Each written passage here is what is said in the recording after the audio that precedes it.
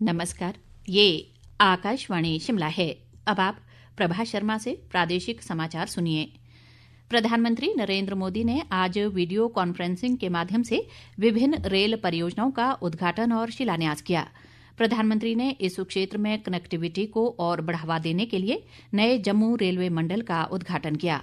इस अवसर पर अपने संबोधन में उन्होंने कहा कि पिछला दशक भारतीय रेलवे के प्रत्यक्ष परिवर्तन का दशक रहा है और इसने देश की छवि को बदल दिया है। प्रधानमंत्री ने इस बात पर प्रकाश डाला कि सरकार बुनियादी ढांचे के आधुनिकीकरण, रेल यात्रियों को आधुनिक सुविधाएं, देश के हर कोने में रेलवे कनेक्टिविटी और रोजगार सृजन तथा उद्योगों को सहयोग जैसे 4 मापदंडों पर रेलवे के विकास को आगे बढ़ा रही है।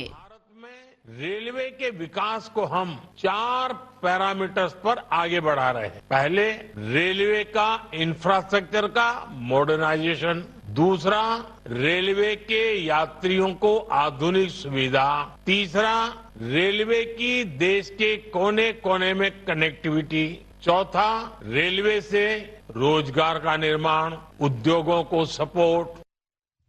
लोकसभा अध्यक्ष ओम बिरला ने आज नई दिल्ली में पंचायत से संसद कार्यक्रम के दूसरे चरण का उद्घाटन किया। इस कार्यक्रम में 20 राज्यों और केंद्र शासित प्रदेशों की पंचायती राज संस्थाओं से चुनी गई करीब 500 महिला प्रतिनिधि भाग ले रही हैं। इसका उद्देश्य पंचायती राज संस्थाओं की अनुसूचित जनजातियों से चुनी गई महिला प्रतिनिधियों को सशक्त बनाना है। साथ ही इन महिलाओं को संवैधानिक प्रबंधों के बारे में जानकारी देने सहित संसदीय प्रक्रिया और प्रभावशाली नेतृत्व को प्रोत्साहित किया गया।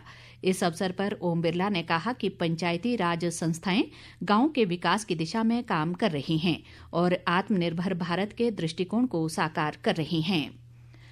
लोक निर्माण मंत्री विक्रमादित्य सिंह ने कहा है कि शिमला सहित प्रदेश के अन्य शहरों के विकास के लिए सरकार लगातार प्रयास कर रही है।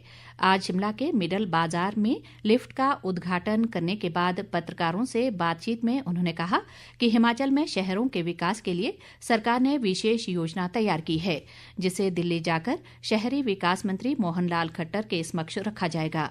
विक्रमादित्य सिंह ने कहा कि 4 नए नगर निगमों सहित नए बने शहरों के विकास के लिए खाका तैयार किया जा रहा है। उन्होंने कहा कि मिडल बाजार की ये लिफ्ट काफी महत्वपूर्ण है और बाजार से रिज आने वाले बुजुर्ग व्यक्तियों के लिए लिफ्ट का किराया 10 रुपए रखा गया है। सभी को सुविधाएं देना और पर्टिकुलरली जो सीनियर सिटीजन्स हैं उनको सुविधाएं देना ये सरकार की प्राथमिकता है, जिम्मेवारी है। इसके तहत स्मार्ट सिटी के बहुत से प्रोजेक्ट्स पूरे शहर के अंदर बनकर तैयार हो रहे हैं आस्ते आस्ते, जिसमें पार्किंग भी बन रही है और चीजें भी बन रही है। उसी नजरिए से मूवमेंट के लिए और खास करके जैसा मैंने कहा सीनियर सिटीजन्स के लिए ये लिफ्ट जो आप लोअर बाजार से लेकर सीधे मिडिल बाजार में निकलेगी और यहाँ से माल रोड जाने के लिए लोगों को सुविधा प्राप्त होगी। करीबन 1.5 करोड़ रुपए की लागत से बनकर तैयार हुई है, जो जनता को समर्पित की गई है। बीते दिनों हुई बर्फबारी से बाधित सड़कों को लेकर विक्रमादित्य सिंह ने कहा कि कुछ सड़कें अभी भी बाधित हैं, जिन्हें खोलने का काम जारी है। उन्होंने आरोप लगाया कि भाजपा सदन में लोक निर्माण विभाग में भ्रष्टाचार की बात कर रही थी, लेकिन उनके समय में बर्फ हटाने को लेकर करोड़ों का घोटाला होता था और अब इसमें पारदर्शिता लाने का काम किया गया है। सांसद सुरेश कश्यप ने कहा है कि प्रदेश की कांग्रेस सरकार घोटाले की सरकार बन गई है। शिमला से जारी एक बयान में उन्होंने कहा कि इस सरकार में एक के बाद एक घोटाला सामने आ रहा है। सुरेश कश्यप ने कहा कि ठियोग में जल शक्ति विभाग के पानी घोटाले के बाद विभाग में एक और भ्रष्टाचार का मामला सामने आ रहा है। उन्होंने कहा कि ठियोग की कियार और कमाहा पंचायत के दर्जनों गांवों के लिए बनाई गई सिंचाई योजना में ट्रायल के दौरान पाइपें फटी होने के कारण पानी खेतों तक नहीं पहुंचा। सुरेश कश्यप ने पूछा है कि ऐसी क्या नौबत आ गई है कि सरकार को निम्न गुणवत्ता के पाइप इस्तेमाल करनी पड़ी। उन्होंने कहा कि कांग्रेस सरकार के युवा नेता ही ऐसे घोटाले जनता के बीच ला रहे हैं और सरकार लोगों के बीच अपनी विश्वसनीयता खो चुकी है। राजधानी शिमला में इन दिनों विंटर कार्निवल की धूम है।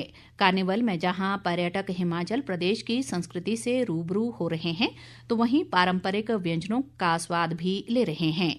इसी के साथ ये समाचार बुलेटिन समाप्त हुआ। हमारा अगला बुलेटिन आप सुन सकते हैं शाम 6 बजे। नमस्कार।